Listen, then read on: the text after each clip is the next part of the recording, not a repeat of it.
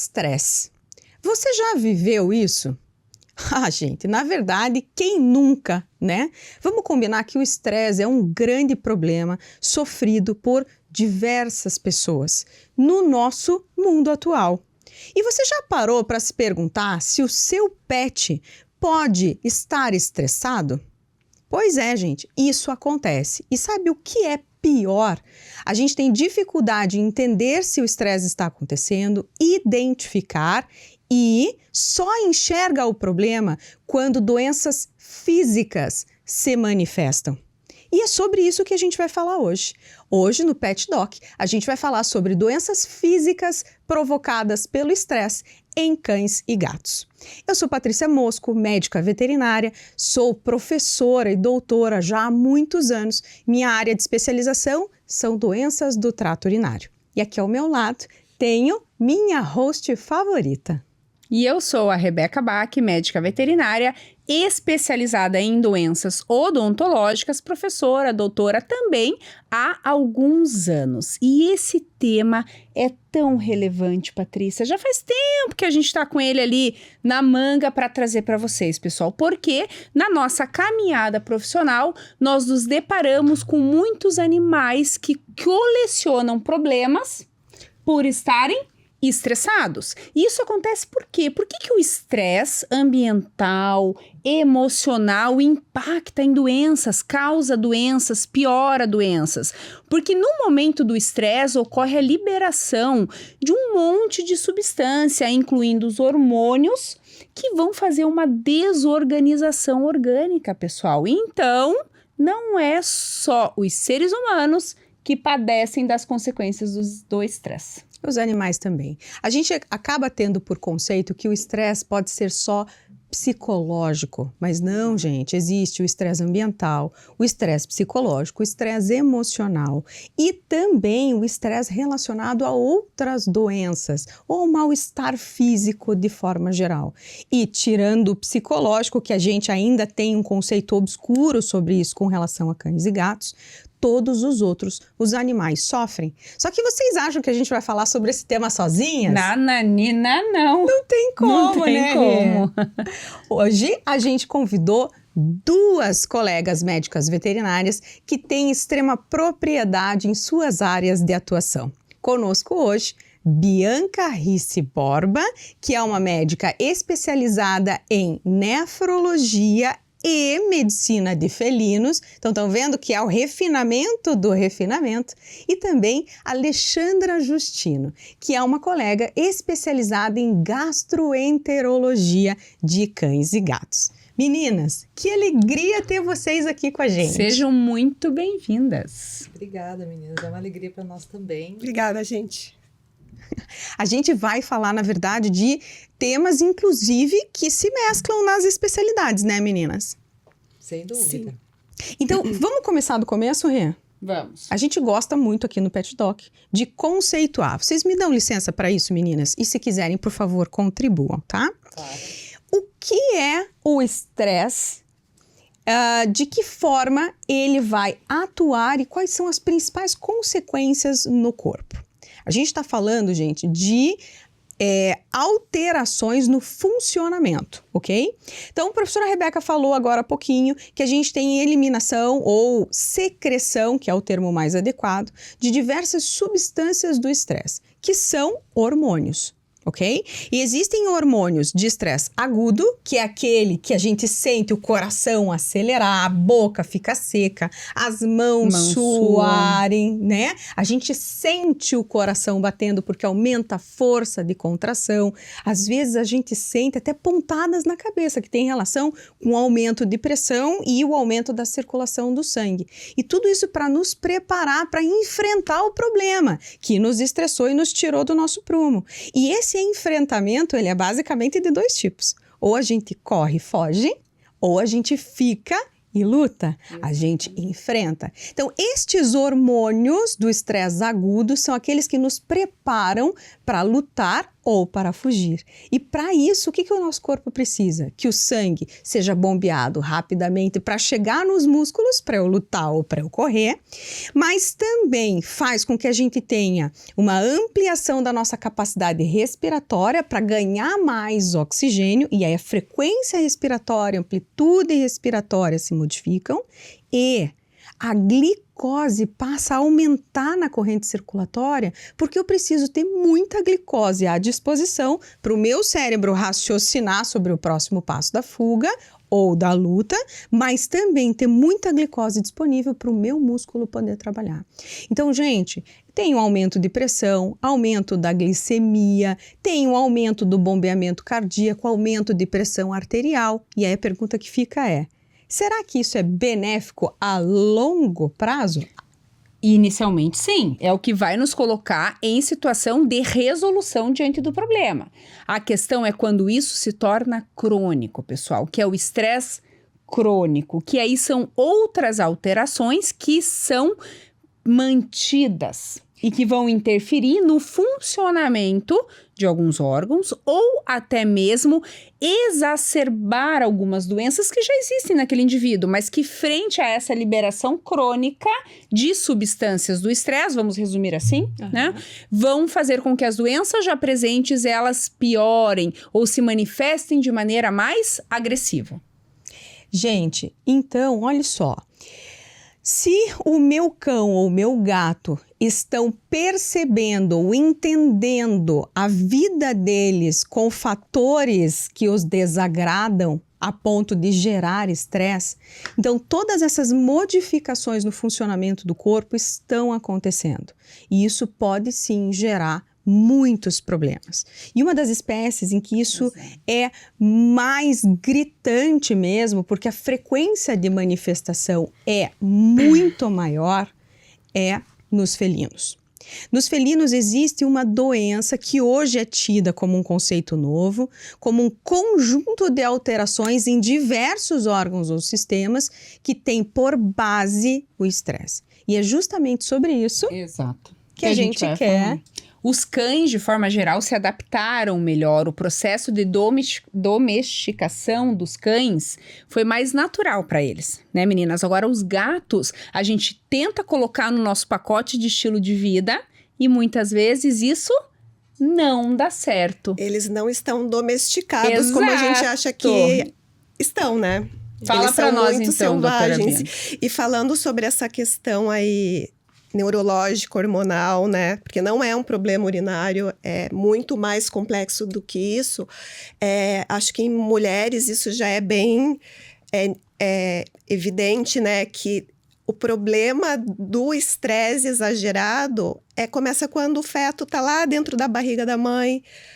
A gestante, a gatinha prenha pode passar por um grande estresse ali e os hormônios do estresse atravessam a placenta e vão impactar na glândula do estresse desse feto, assim. E daí, a partir daí, eu já vou ter um indivíduo mais suscetível a ter muitos problemas ao longo da vida, né? Isso explica muita coisa. Até pode ser um gato normal, passou por um estresse e se recuperou, mas eu posso ter um indivíduo mais suscetível desde quando ele era um feto e isso se tornar um grande problema, né, ao longo da vida e um problema complexo, porque o tratamento não é só remédio, o medicamento ajuda muito, mas principalmente no gato é questão ambiental mesmo, né, porque o problema da espécie é a convivência com a gente. Nós somos um problema, doutora Bianca. Eu sou mãe de gato, né, então isso vale para mim também. Sim. Né? Porque eu quero chegar, eu não vejo a hora de chegar na minha casa, pegar a minha gata, beijar, apertar, falar que eu amo ela. E isso não é o certo. A interação humana é importante, mas não dessa forma. Você sabe, Bi, que eu tava lendo agora, né, esses dias, se preparando para a gravação dos episódios, e eu li uma coisa bem interessante, que dizia que o cão tem essa relação de dependência, né? Então, o cão depende do ser humano para comer, para dormir, para sair, para fazer o xixi, para sair, passear, interagir, né? E o gato não depende. Então, o gato se relaciona com o ser humano na base do ganha-ganha. Então, eu faço o que você quer, mas o que você vai me dar em troca? E as pessoas entendem isso como independência. De certa forma, é independência. Mas o ganho mútuo é que é o objetivo. Na verdade, isso é bem interessante, né? Porque na nossa vida, teoricamente, a gente tem sempre que olhar pra gente primeiro e depois olhar pro outro, né? E é muito bonito quando a gente se doa, como o cão faz, mas chega uma hora que a gente adoece de tanto se doar, né? Então, os gatos, na verdade, estão certos, né? Quer dizer, não sei, é uma reflexão que eu tô fazendo agora. E é por isso que eles têm mais dificuldade de se adaptar ao nosso modo, ao nosso estilo de vida. E aí isso é fator estressante. Tudo começa no ambiente, né? Esse nosso tema relacionado ao gato, tudo começa no ambiente mesmo. Porque o mundo do gato é aquela casa dele. Você trocou um móvel de lugar, isso já pode ter um impacto muito sério. E que a gente subestima a gravidade da situação. Tem relato da família trocar o micro-ondas e o alarme do micro-ondas mudar, isso ser um fator desencadeante de síndrome de Pandora. Bi, contextualiza para nós o que é a síndrome de Pandora. Então, a síndrome de Pandora é baseado em todos os hormônios que a gente libera de forma errada aí. A evolução disso é uma alteração anatomofisiológica e neuronal da resposta ao estresse do gato, né? Então, antigamente era uma coisa uns 40 anos atrás, era algo muito simples, que era um problema, uma síndrome urológica felina, que a bexiga era o único problema que a gente entendia que estava relacionado, daí depois evoluiu para a doença do trato urinário, que daí veio cálculo muito comum, obstrução, tumor, né, traumas. E daí, depois de um tempo que evoluiu, a gente evoluiu muito, né, no entendimento da saúde do gato nos últimos tempos, começaram a pesquisar a tal da cistite intersticial felina, que é muito parecido também com as mulheres, Isso, né? eu ia falar dessa analogia, né? Que na mulher, quando fica muito estressada... sangra sem nenhum motivo, né? Sangra, mas o gato tá perfeitamente normal e de repente ele está urinando sangue em grande quantidade com risco de obstruir por coágulo, né? E fazendo exame, biópsia, não tinha nada além de muita hemorragia nessas bexigas, né? Então, foram relatando esses casos de cistite intersticial sem um motivo aparente, crônico, que se repete muitas vezes relacionados a fatores do ambiente. E daí eles viram que esses gatos não tinham só um problema de bexiga, eles tinham problemas em outros sistemas. Um problema de pele, uma acne, uma dermatite, o problema de comportamento, de arrancar pelo, problema pulmonar, asma, infecção respiratória, problema cardíaco, problema de doença intestinal inflamatória, que eu acho que tem muito hoje em dia, né? E não só relacionado ao microbioma, mas como tipo de inflamação que a gente tem dentro da bexiga. Então, Pandora é isso. É um gato com cistite crônica sem um motivo. Sem bactérias ali sem causando, infecção, que é que todo mundo associava. Sem cálculo, bactéria. Não é deficiência de antibiótico, né? Que eu gosto. Ai, meu Deus, não é deficiência de antibiótico, gato urinando sangue. E associado com mais alguma outra doença, né? E aí a ciência caminhou para entender que essas alterações físicas que causam doença, a origem é emocional. A partir de todos os hormônios, sistema nervoso autônomo, liberação de catecolamina, glicorticoide, que são os hormônios do estresse, levando à doença física. E causado pela mudança do micro-ondas. Caraca! Não, é incrível, né, Bi? Dentro do consultório a gente escuta histórias incríveis. Essa do micro-ondas eu não tinha ouvido, mas de trocar o lugar da caixa de areia, tá do lado da máquina de lavar. Trocar a marca da areia. Trocar a marca da areia. Pegar mais um gato. Sim. A gente Bebê nascer. A gente não quer um gato, a gente quer vários, mas o gato foi feito para ser único. Você veja a importância, pessoal, de quem se propõe a ser tutor de gato, conhecer sobre esse universo, que o universo felino é muito particular. muito particular, para conseguir dar condições, aquilo que a gente sempre fala aqui no Pet Doc, né? Respeitando, aprendendo para respeitar as características de cada espécie. Exatamente. Né? Cada espécie, ela exige determinada demanda de comportamento da família, do tutor, determinado perfil de ambiente, determinados cuidados veterinários, né? Então, só pegar por pegar, porque é bonitinho, por trás disso vão aparecer, talvez, aí, muitas consequências ao longo da vida desse animal. E vocês sabem que é interessante pra gente que tá muito nessa rotina de diagnosticar, porque a gente começou com a cistite, né, Bianca? Agora que você tem esse conceito de Pandora, do envolvimento de outros sistemas. Mas a gente fazia o diagnóstico da cistite por estresse e o tutor dizia, mas meu gato não é estressado. Então, a gente tinha um problema, inclusive, para fazer o tutor compreender que o que é estresse para o gato são coisas que a gente às vezes não imagina. Né? Um tutor brigou comigo uma vez na sala de alta, estava dando alta para o gato, estava prescrevendo uma medicação para o estresse, que antigamente era o que a gente fazia como primeira medida, hoje não é mais, a gente vai falar disso daqui a pouco, né? Mas prescrevendo a medicação, ele virou para mim e disse assim, mas meu gato não é estressado, eu não vou dar esse remédio para ele. Meu gato vive lá fora, ele tem acesso ao quintal, ele caça passarinho. Meu gato não tem estresse, doutora, você está errada. E pegou a receita, virou as costas e foi embora. E adivinha, é óbvio que o gato voltou, porque o que é estresse para o gato não necessariamente a gente entende como sendo um estresse. E essa percepção, ela é difícil quando a gente não se abre para essa possibilidade. E às vezes o gato, ele só é mais reativo a alguma atitude nossa em relação a ele. Daí a gente tende a falar, ai, que gato mimado. É mimado, ele é chato. Ou é medroso. Né? Ou ele é né? medroso, mas a gente não tem noção do impacto que isso está acontecendo no corpo do gato, né? Para vocês terem uma ideia, pessoal, às vezes gatos que vêm fazer procedimento odontológico comigo, que vêm para o hospital, interna, opera e volta para casa, às vezes esse gato fica 2, 3 dias sem querer papo com o tutor. Porque ele realmente, não é só porque ele é mimado e chateado. Ficou muito da cara.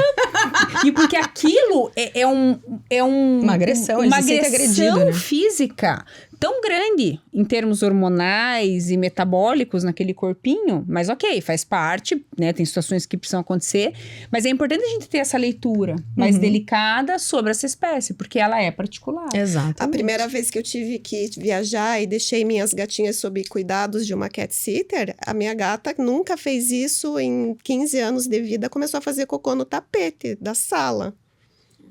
Então, a cat sitter super mima ela. Cuida melhor do que eu sempre falo, ela cuida melhor do que eu. E não tava bom. Porque não é a mamãe. Ou naquelas famílias que tem mais de um gato, né? Quando você vê que um precisou sair, um precisou ir para receber atendimento. Verdade, Quando Ana. chega em casa, o outro gatinho rejeita.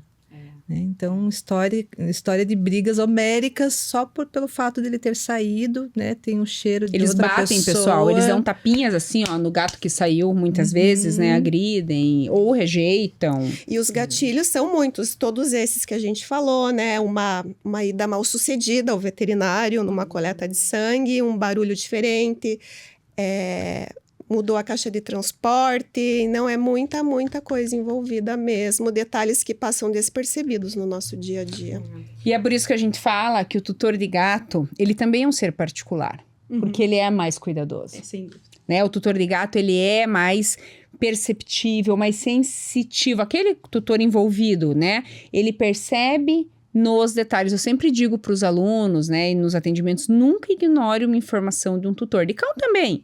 Mas o tutor, às vezes, fala, assim, uma minúcia, uma né? minúcia, né? A Alice fala assim, ai, meu Deus. É isso mesmo, né? Realmente, são nos detalhes que se percebe o desconforto do gato, né? E cão, doutora Alexandra? A gente tá falando de gato, cão, de buenas, não sofre. Você sabe que a gente estava falando dessa questão do gato, né? Que a Bianca falou assim, a vontade que eu tenho quando eu chego em casa é abraçar, beijar. E o gato, ele é muito mais particular com esse comportamento. Não é algo que ele aceite bem, né? O cão, eu entendo hoje e me coloco nessa mesma categoria, tipo, nós fazemos com que eles dependam excessivamente da gente. E aí essa nossa relação com eles acaba gerando estresse, né? A gente percebe muito isso quando o paciente precisa ficar internado, por exemplo. Tem pacientes que ficam internados e que eles não conseguem, eles geram uma ansiedade de separação tão grande, Eles tão não comem, grande, né, Alia? Eles não comem, tem cães que choram o tempo todo quando o tutor sai, né? E eu falo que nós, e me incluo, né? Nós fazemos isso com eles, né? Porque a nossa relação com eles hoje é tão próxima. Eu acho que a gente encontrar um equilíbrio nisso hoje é muito difícil, é um muito desafio. complexo, né? E os cães, apesar deles serem um pouco mais domesticados, né? Como a gente comentou no início, que o gato não é domesticado, né, doutora Bianca? O cão, a gente entende que ele é muito mais domesticável do que o gato. Ele também sofre de doenças, e normalmente as doenças de cunho de estresse emocional têm muita relação com essa codependência. Sem dúvida. Né? Então, eles dependem muito da gente, daí quando a gente sai trabalhar, ele não come. Quando acontece alguma mudança na rotina, ele tem diarreia, certo? Por isso que você está aqui, doutora Alessandra. Tem né? muita relação com o trato Vômito. gastrointestinal, né? O trato gastrointestinal reflete muito, né? Pessoas, quando estão estressadas, às vezes não têm diarreia. Exatamente. Gastrite? Gastrite. A gastrite é clássica no ser humano estressado. E eles? Mais ou menos a mesma. É o mesmo conceito. E assim, a gente não tem hoje uma evidência que comprove, olha, o estresse gerou esse sinal clínico, esse vômito, essa diarreia. Mas a gente percebe muitos pacientes que já têm a doença crônica, né, que estão sob controle, estão bem estáveis. Não existe nenhum fator, porque a gente vai pensar nos fatores que geraram aqueles sinais, né, vômito, diarreia. Não tem um fator alimentar, não tem um medicamento, ou seja, você vê que não tem nenhum fator que justifique aquela crise, né?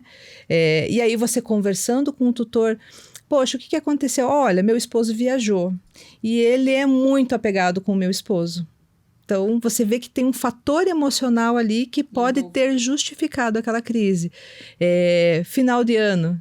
Eu recebi minha família de outro estado chegou em casa e aí começou, né, o vômito, Viagem a diarreia. de férias, criança dentro de casa, sem falar nos fogos de final de ano. Fogos do ano novo, sem dúvida, são fatores que a gente observa desencadeando os sintomas, né? E, lógico, na gastroenterologia, a gente percebe também a interferência da microbiota nos hormônios do bem-estar, nas substâncias, nos neurotransmissores do bem-estar, né? Que seria a serotonina, por exemplo, né? Então, a gente sabe que essa microbiota, ela é responsável, né? Por gerar produzir isso para a sensação de bem-estar. Então, se eu tenho uma microbiota alterada, com certeza, isso não vale para eles, vale para nós também. Então, eu ia falar isso, olha, eu adoro isso, né? Porque eu adoro o tema de nutrição e eu adoro ler sobre o assunto.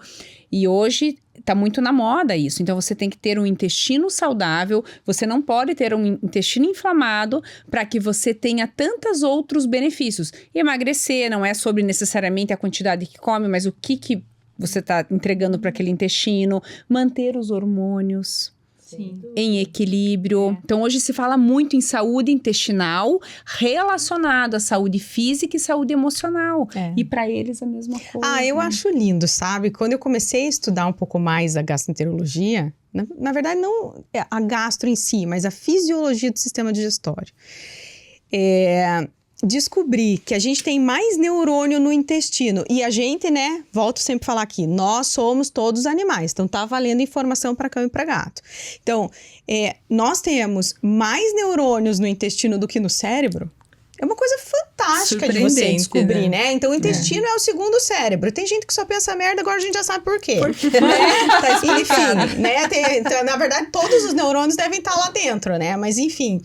Aqui a gente entender que muitos dos hormônios, dos neurotransmissores, de bem-estar, de regulação, né, do nosso, da fisiologia cerebral, do nosso humor, do nosso comportamento, tem relação com a saúde do intestino e que o intestino é povoado por zilhões de bactérias e que o alimento que nós botamos para dentro é o que alimenta a gente e as bactérias. E isso vai determinar se vão ter bactérias do bem, bactérias ruins. Meu Deus, Ali, daí a gente começa a perceber que é um arranjo tão perfeito, tão delicado, mas que passa muito por um conceito de vida completa, de você não poder olhar para um lado só, que é fantástico, né? É fantástico. Então, na verdade, nos cães a gente tem que se preocupar com tudo, não só com o ambiente estressor ou com o nosso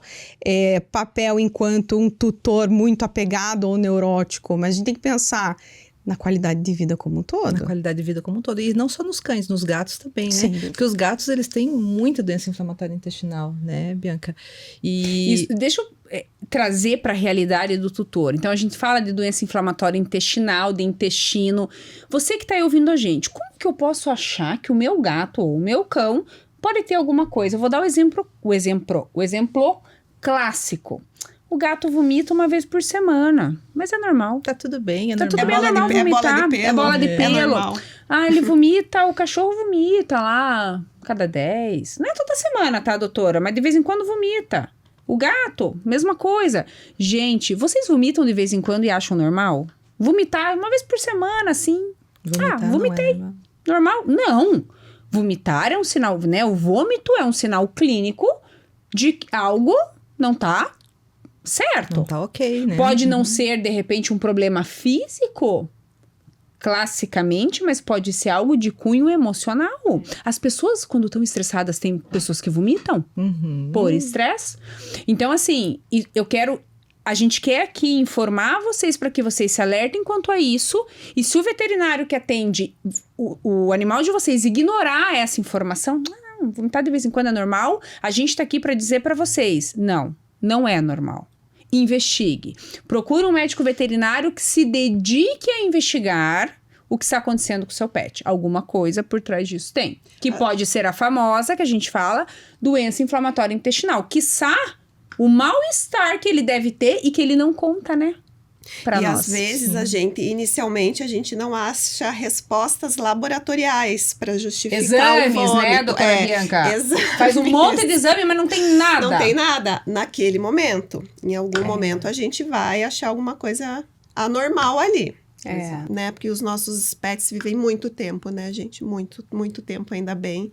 Então, em algum momento... Por isso que o acompanhamento regular no veterinário com exames, o meu exame físico só ajuda, mas ele não vai prever nada. Então, fazer exame é importantíssimo. Exame de sangue, exame de imagem, exame de urina. E saber interpretar tudo isso, né, doutora Bianca? Porque às vezes os detalhadamente. veterinários pedem um monte de exame, pega aqueles exames e não sabe nem... Tá normal. Exatamente. Né? E a busca pelas doenças, principalmente as intestinais, as gastrointestinais, a gente tem uma evolução nessa busca, nesse diagnóstico, né?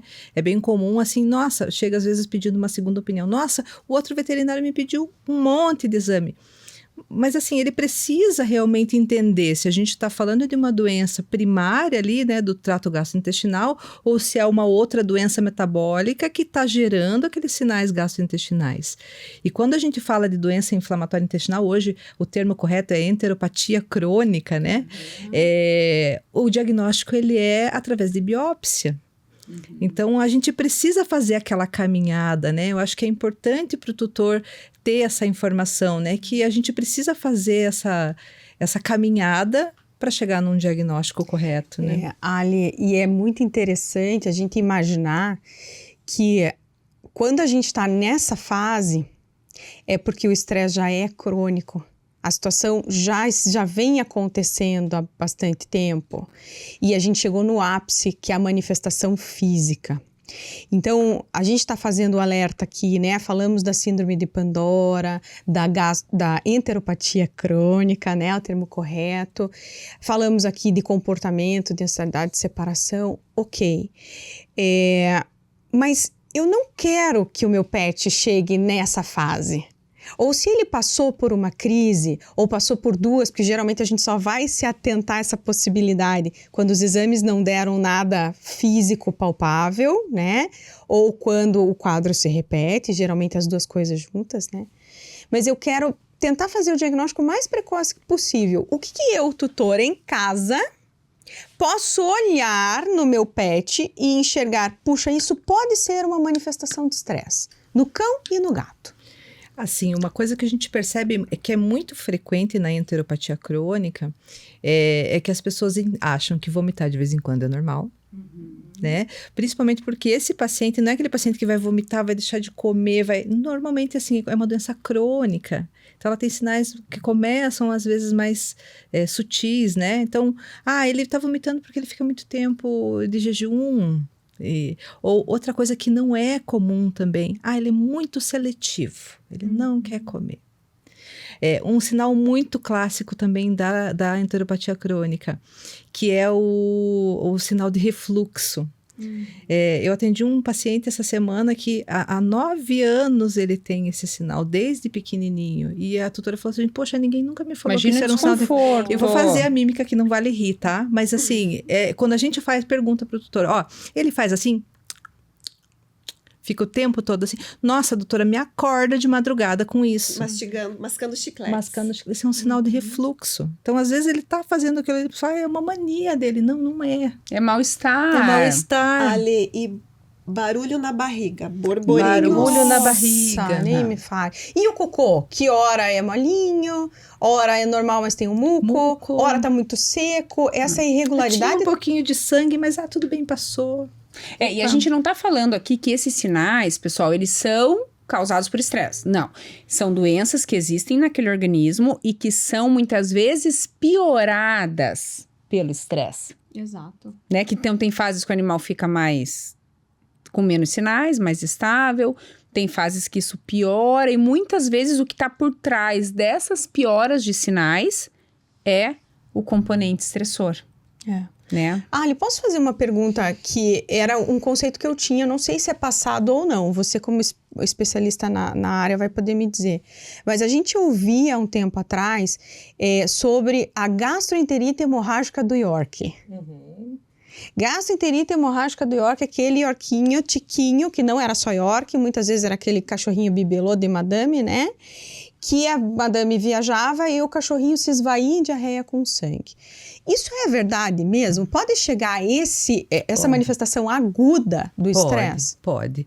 É lógico que a gente pode ter o paciente com doença de base, mas sem dúvida é aquilo que a gente estava falando antes, né?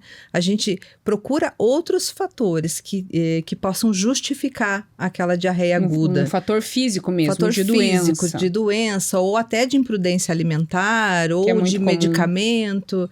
Mas quando a gente não encontra, sem dúvida nenhuma, a gente entende que pode ter o fator emocional envolvido, gerando aquela situação clínica que a gente viu, aquela diarreia hemorrágica aguda que a gente viu naquele momento. Então, não são só sinais sutis. Eu posso ter uma manifestação agudíssima, com uma porta aberta, escancarada, porque para ter sangue é porque houve uma ferida, uma lesão, uma úlcera, né?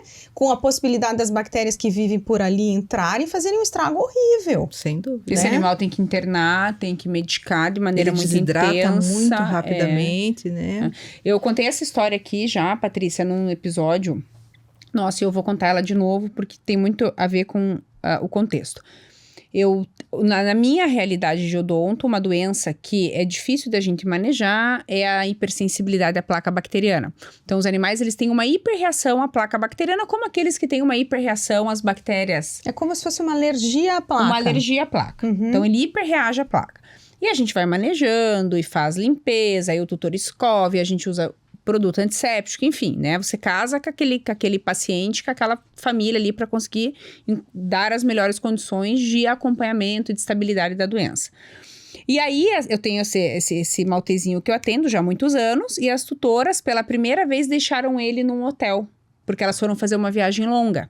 E elas estavam preocupadas, enfim, porque ele é muito dependente delas, mas que elas, que era o sonho de vida delas fazer essa viagem, não tinha condições de levá-lo. E ele ficou no hotel. No meio da viagem, férias de dezembro, janeiro, né? Ela me manda mensagem. Doutor, o Roque tá mal, não sei o que tá acontecendo. Não. Então eu falei, bom, primeira coisa é pedir pra veterinária do hotelzinho examinar e nos dar uma ideia do que é esse estar mal, né? Ele tá largado, deitado e muito apático e não tá comendo. Deu, caraca, né? Será que complicou alguma coisa? Nem tinha pensado de antemão na hipersensibilidade à placa. Aí vai, conversa, investiga. Eu falei, e a boca? Manda foto. Gente, a boca, ele, com a ausência dos tutores, mudança de ambiente, todo esse estresse que ele foi submetido, a hipersensibilidade à placa, essa alergia à placa, piorou absurdamente. Porque é uma doença autoimune. Então, o componente neuroendócrino, hormonal, emocional, desequilibrou tudo. Coitadinho. Então, não é que ele tem uma doença causada por estresse, não. Ele tem uma doença que ele já existe, é uma doença autoimune, e que com o estresse desequilibrou totalmente. Isso acontece nas atopias, que são alergias dermatológicas, tantas outras situações. Tá? Então, é disso que a gente tá falando. Um animal que já tem um intestino inflamado, passa por uma situação de estresse, descamba, desequilibra totalmente. Exatamente. Tá? Nos gatos, os sinais, eles geralmente são mais comportamentais, né, Bi? Os primeiros sinais do estresse. Começa fazendo xixi fora do lugar, né? Gotinha, às vezes pode fazer cocô fora do lugar, né? Uma lambedura excessiva da pelagem, arrancar o pelo. Cachorro tem muita lambedura também, né? Pode se esconder, né? Mudanças no hábito já é sinal de alerta, né? O gato, ele tem uma rotina muito certinha. Mudou ali qualquer coisa, ele já vai mostrar pra gente dormindo num lugar diferente. Uhum. É aquilo que a gente brinca sempre, né, para os alunos em sala de aula. Se o tutor do gato chegar para você e disser assim, ele tá esquisito, ele tá diferente, acredite que ele não está sabe se o quê. sentindo bem, né? O professor Elieltra sempre falava isso, Nesby, é um diagnóstico de não estar se sentindo bem. Como assim? Como os gatos chegam pra gente sempre, não está se sentindo bem, mas a gente não sabe o que é ainda. Aí vamos lá atuar de Sherlock Holmes. Então, olha aí, House tá no chinelo perto do veterinário. Se o House fosse veterinário, ele ia ficar ok da gente. E o principal, né, gente, gatinho comer menos ou não comer, daí tem que correr pro veterinário, né? O apetite acho que é o nosso principal Alerta marcador. máximo, assim, né?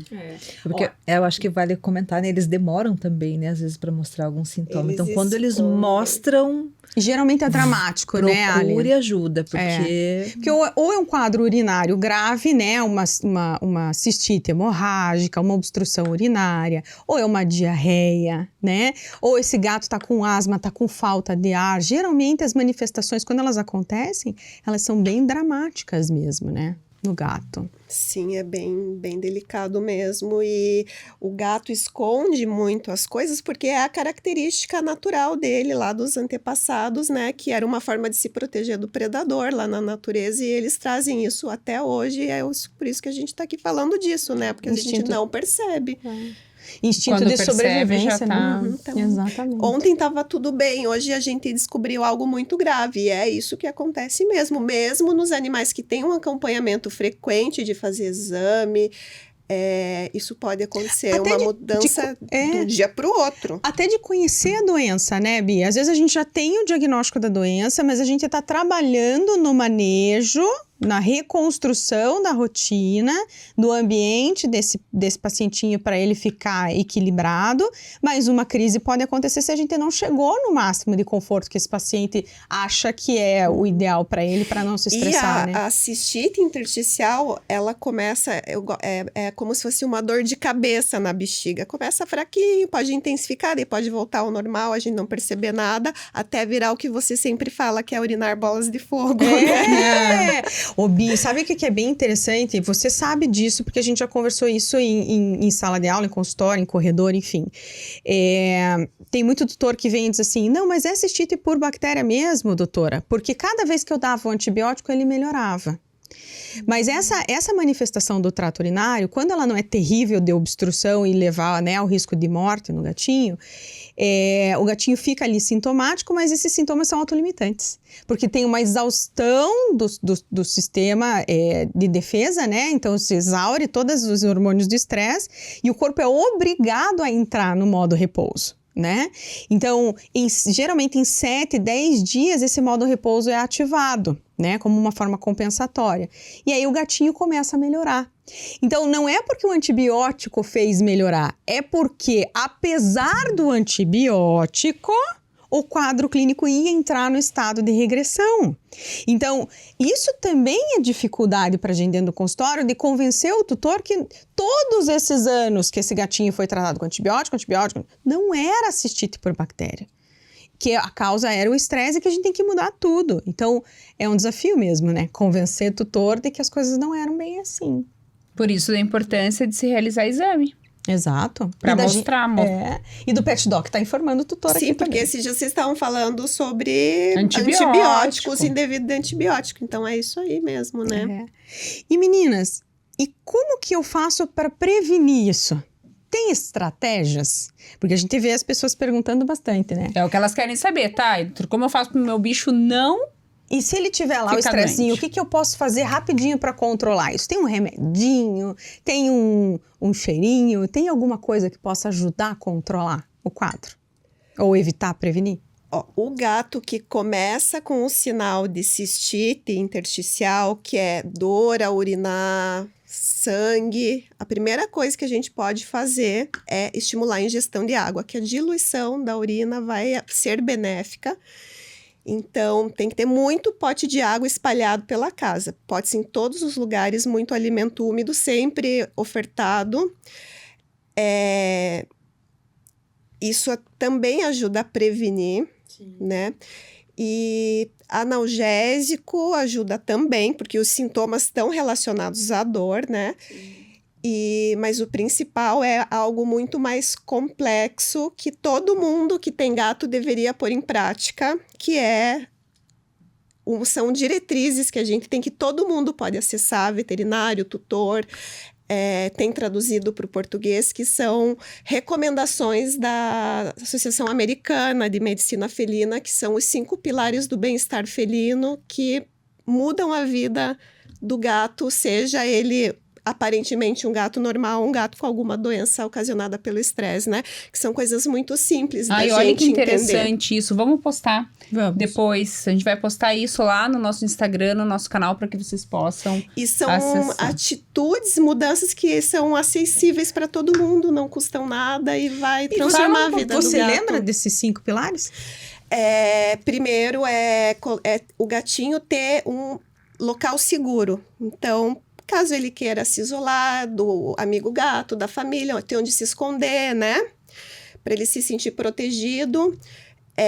Oferecer recurso. Recurso é brincadeira, uma caixa de areia com uma marca de areia que ele gosta, não a gente, para que a gente quer limpar rápido, prático, lavar pouco, limpar pouco, né? Água, comida, né? O alimento úmido é extremamente importante. Você estimular o instinto de predador do gato é um pilar do bem-estar do gato, né? Interação humana. O instinto de predador seria o quê? Esconder petisco, pegar aquelas varinhas com... E ficar com o ratinho pendurado, né? E a interação humana também faz parte, mas não é a interação de eu abraçar e ser a Felícia e atacar meu gato. É uma brincadeira que nunca você vai usar a sua mão. Você vai ter algo entre você e a sua mão, né? E também, acho que já foram os 4, né? O 5º é o olfato, que é muito aguçado nos gatos. Então, a gente tem que usar feromônio, a gente tem que usar catnip, a gente tem que dar petiscos de cheirinhos diferentes, não evitar cheiro estranho em casa. Produto de limpeza, perfume, né? Basicamente é isso. Então, é muito fácil e Todo mundo consegue fazer Até uma isso. mudança, né, Bi? Estava falando de produto de limpeza ou passar produto de limpeza em exagero pode ser uma situação estressora para aquele gato. Sim, sim.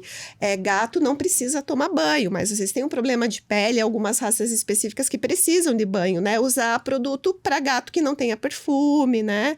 Então, são pequenos detalhes que fazem toda a diferença. E daí, se tudo isso não espaçar as crises, daí a gente tem a opção de medicamentos, né? Associados. Mas o manejo é o principal. Não vai ter medicamento que vai funcionar sem o manejo. Era interessante quando a gente prescrevia isso no consultório, que antigamente a gente prescrevia mais do que hoje, né? Porque hoje a gente já tem essa ideia de manejo bem mais estudada e avançada. Mas quando a gente prescrevia, o tutor dizia assim, nossa, eu também tomo esse. Aí a gente tinha que tomar uns cuidados, porque daí a gente fazia receita, o tutor, remédio do gato. E o cão não é diferente, pessoal. O cão também passa muito por comportamento, por manejo ambiental, menos delicado, digamos assim, do que o gato. Talvez ele sofra menos impacto, talvez, de maneira crônica, talvez seja mais pontual o impacto que ele sofra, mas a gente já falou aqui também, né, Patrícia? Ansiedade de separação, essa dependência da presença do tutor para comer, para urinar, enfim, para manter as suas atividades fisiológicas. Não é fácil, é muito desafiador, né? Não é fácil para vocês aí, também não é fácil para nós, mas a gente tem que estar ligado, a gente tem que estar alerta se o meu animal, seja ele cão ou gato, tá dando sinais de que alguma coisa não tá legal, né? É um cão que late demais, né? Então, às vezes, aquele cão que atrapalha o condomínio. Esses dias eu tava conversando com uma tutora, ela falou, nossa, eu escuto os 2 cachorros do meu vizinho lá da garagem. Eles não param de latir, aqueles cachorros estão super estressados. Sim, sem dúvida, devem estar estressados. Né? Imagine o impacto orgânico de você viver uma vida ansioso quando o teu dono não tá em casa, o teu tutor não tá em casa, né? Então, você tem que entender o perfil daquele cão, entender se precisa levar numa creche, se precisa organizar uma rotina para que realmente ele... E o tratamento não é brigar, né? Não é chamar atenção, não é Exato. repreender. O tratamento é bem mais que isso. Menina, sabe uma coisa que me assustou bastante? Foi entender, né, a busca dos tutores, porque são, né, questões que chegam até nós, por coleiras anti-latido. Olha só, Olha isso, que muita as pessoas procuram. Muita procura disso em site de busca. Coleira anti-latido. Mas olha só, a pessoa está querendo remediar um sinal clínico da ansiedade, do estresse do cão, punindo. Isso é cruel demais. Então, gente, coleira anti-latido é crueldade. Não, porque vai tomar o choque, ele vai sofrer com o choque. Não, gente, a gente está pensando muito além disso. A crueldade vem do... não estou nem aí pro teu estresse, eu quero só que você cale a boca. Daí não é nem estresse mais, porque já tem conceito novo, que é de estresse, que é perder totalmente o controle sobre o estresse. Então, um paciente usando uma coleira, um cachorro usando uma coleira antilatido tá no de estresse, que acho que é muito mais grave. É muito crueldade, né? Falar sobre isso, né, nos levaria muitas horas de bate-papo, porque realmente a gente vive hoje, né, com essa intensa domesticação e a presença, na verdade, dos animais nas nossas vidas, que são fundamentais, maravilhosos, são relações que nos trazem muito bem-estar. Mas a gente sempre fala aqui, eu e Paty, para que nós temos que olhar também para o animal. A gente olha muito para nós, né? Eles trazem a nossa satisfação, o nosso conforto, a nossa alegria, mas a gente tem que, escolhendo a espécie, saber quais são as demandas e as necessidades Gato deles. arranha, né, gente? Gato precisa arranhar, né? Nossa, gato solta pelo, tem que Bianca. arranhar, solta pelo. Nossa! Daí, mas olha que legal. Aí a gente já se encaminha para um último raciocínio que eu acho bem interessante a gente fazer. Porque a gente falou aqui, né, dos pilares do gato feliz, a gente falou dos feromônios, né, que a gente pode falar o nome comercial, que a gente não, né, enfim, o Feliway sim é uma forma, né? A gente só citou os calmantes homeopáticos ou fitoterápicos, mas que a gente sabe também que tem efeito. Mas aonde que esse raciocínio tá nos levando? A prevenção. Como é que eu vou prevenir esse estresse, então? Né? O que eu tenho que fazer em casa para prevenir o estresse e doenças provocadas pelo estresse? Primeiro ponto, conhecimento, né? Conhecimento da necessidade da espécie, seja um cão, seja um gato. Conhecimento da minha rotina e se esse bicho realmente cabe na minha rotina antes de pegá-lo e levá-lo para casa. Se esse animal traz, você vai saber disso convivendo. Se ele traz consigo problemas já... Nossa, você falou, Bianca, do útero. Se fala isso muito em ser humano, quando fazem regressão, buscam problemas, né? Físicos de hoje, mas que vão lá, passam pela gestação e pela infância. Abandono. Abandono, então esse animal não tolera ficar sozinho porque ele tem medo de passar pelo abandono novamente. Então tem tantas Mas olha que legal, a Bianca falou do arranhador. A gente pode ter um arranhador em casa. O que mais a gente pode ter? Preparar esse ambiente? A gente pode usar a caixa de papelão para o gato Eles arranhar, se amam. esconder. É muito simples. Mas doutora, ele arranhou toda a minha cortina. Eu tenho tudo isso daí. Vocês lembram quando... Olha como a gente evoluiu, porque antigamente amputavam os dedos dos gatos, Sim, né? arrancavam as Agora unhas, isso né? proibido, graças a Deus. E é aquilo, né, pessoal? Ele pode escolher a cortina, ele pode escolher o sofá, mesmo tendo arranhador. Ele não sabe a importância de um sofá e de uma cortina pro ser humano, né? É verdade. E no cão, como é que eu posso prevenir o estresse no cão? A gente falou, né, da gente aqui um pouco antes do episódio começar. E aí você disse pra mim assim, Paty, eu tive que mudar a minha vida pra minha qualidade de vida melhorar. E eu fiz o quê?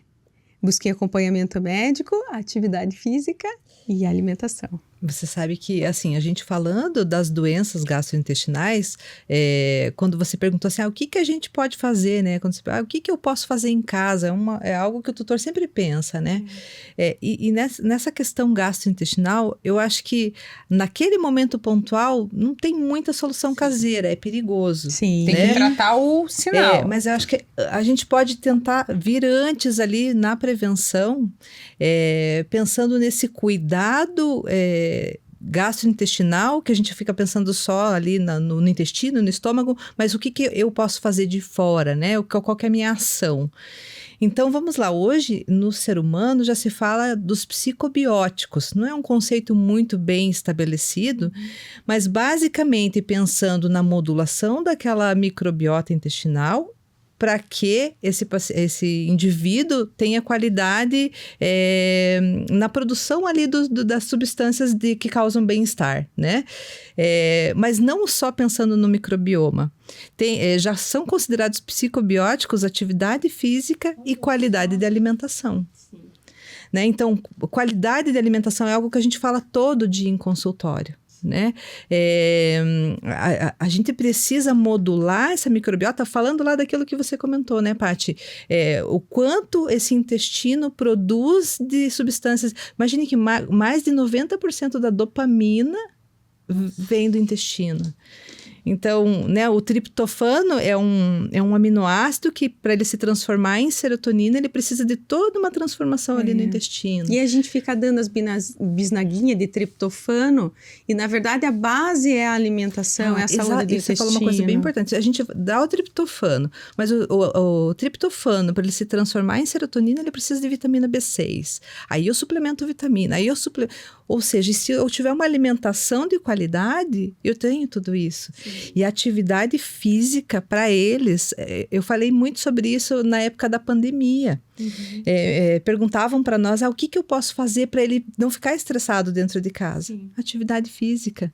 Né? A atividade física traz muita qualidade de vida. Para eles também. Né? Tanto que são os pilares, né, da vida saudável do ser humano. Hoje em dia se fala em alimentação de qualidade, que tem a ver com manutenção do peso adequado e atividade física. E não é diferente para eles. E não é só chegar em casa e dar uma passeadinha no final do dia. Não tem que ter uma rotina. Isso, tem que ter rotina. E eu brinco também que eu falo que cada ser humano tem um perfil, né? Eu sou cachorreira, porque eu sou daquela que agarra o cachorro, que quero, né, que fique aqui comigo. E eu tenho uma Lhasa, e a minha Lhazinha às vezes não, mas chega pra lá, né? Imagina se eu tivesse um gato, coitado. E ele viver estressado. É por isso que eu tenho cachorro grande, entendeu? Eu, inclusive, posso dar uns tabefes no popozão, que eles acham que tudo é brincadeira. Quem ia ter problema emocional seria eu se tivesse um gato. De perceber que o gato não quer me dar carinho aquela hora. Eu ia falar, como assim? Eu tava contando pra Rebeca, eu adoro cachorro grande, né? E hoje de manhã, saindo pra vir pro estúdio, eu atrapalhada, carregando um monte de coisa, botando dentro do carro, caiu o meu cafezinho. Eu gosto do cafezinho gelado, né? Caiu, o meu dog alemão catou o café com a boca e deu pra mim assim, tipo, toma, e deixou cair. Meu Deus, que delícia. Aí você não sabe se você ri, se você chora, o que você faz, né? Porque eu já pensei, ai, meu Deus, tá tudo babado, como é que eu vou tomar esse café agora? Mas obrigada, filho, né? Você me ajudou. Mas é uma fofura, né? E aí a gente vê que são bichos felizes, né? Porque estão ali interagindo. Na verdade, quanto mais próximos eles estiverem da sua ancestralidade, mais felizes eles são. Inclusive, tem estudos, pessoal, que comprovam que os animais de rua, animais assim, de rua, que têm acesso àqueles lares comunitários, né? Que o pessoal deixa potinho de ração, de água, que o cachorro é livre. Tem comida, tem abrigo, né? Tem comida e tem abrigo, né? Mas estão na rua livres. Eles são mais felizes, porque eles dosam esses hormônios do estresse e tal, essas substâncias relacionadas ao estresse. Eles são mais felizes, pelo menos sob essa ótica da interpretação, do que os nossos, às vezes. Presos. Que são domesticados, que estão presos, que estão sujeitos à nossa rotina. Né? Então, a gente precisa ter um olhar para isso, um cuidado para isso. E esse é o nosso objetivo com esse episódio. É alertá-los para uma visão muito além da doença em si. Mas que aquela doença pode estar sendo causada ou piorada, agravada por questões emocionais. É, exato. Levando o olhar para aquilo que eles realmente precisam. Essa é a bandeira do Pet Doc, né? Bicho é bicho, gente é gente. Fisiologicamente, com as necessidades, mas também com as interpretações do dia a dia. O que o bicho interpreta como estresse, talvez não seja o que a gente interpreta. Exato. Né? E é um aprendizado, né, meninas? A gente tá aprendendo como veterinário sempre, os tutores também, cada vez mais nessa jornada. Todos os dias. Ai, que bate-papo delicioso. Meu Deus do céu, riquíssimo. Adoramos. Muito Riquíssimo. obrigada, meninas. Doutora Alexandra, doutora Bianca, por terem destinado um tempo tão nobre aí na rotina de vocês para estarem aqui conosco. Como a gente falou, doutora Alexandra, gastroenterologista. Se alguém quiser, doutora Alexandra, te encontrar, consultar, saber um pouquinho de onde você trabalha, fala para nós. Vamos lá, hoje a gente está no Hospital Médicos de Bichos. Nós temos hoje ali no Hospital Médicos de Bichos a maior equipe de gastroenterologia aqui de Curitiba. Então, fica ali no Jardim Social. Quem quiser nos procurar vai ser sempre muito bem-vindo. Perfeito. Ok. Perfeito. E doutora você, Bianca? Eu tô junto com a Alexandra lá no Médicos de Bichos também. E também no Hospital Veterinário Onsen, que fica no Seminário. Perfeito. Se alguém quiser me mandar uma mensagem, o Instagram é @nefrologista-de-bicho. Adoro esse Instagram. Que É uma legal. graça. Meninas, muito obrigada por vocês estarem conosco. Eu tenho certeza que enriqueceram muito, muito o nosso episódio. Perfeito. E esse episódio tem, então, um apoio especial da Royal Canin, uma empresa preocupada, pessoal, a produzir alimento de altíssima qualidade, que é um dos pilares para que o seu animal viva mais e viva melhor. Nutrição de excelência. E também da MSD, uma farmacêutica que produz antiparasitários e vacinas, que é também uma outra empresa absolutamente conceituada, de qualidade e preocupada com a saúde de prevenção de doenças infecciosas ou parasitárias. Exatamente. Nós esperamos vocês na próxima quarta-feira, às 19 horas, com mais um episódio fresquinho no ar. E também estamos na TV Mais Pet, às segundas, quartas e sextas, às 21 horas, canal 32 da Parabólica Digital da Sky. Nunca esquecendo que Bicho é bicho. gente é gente, E mas bicho bicho e gente é família. família. Boa noite, pessoal. Tchau, tchau.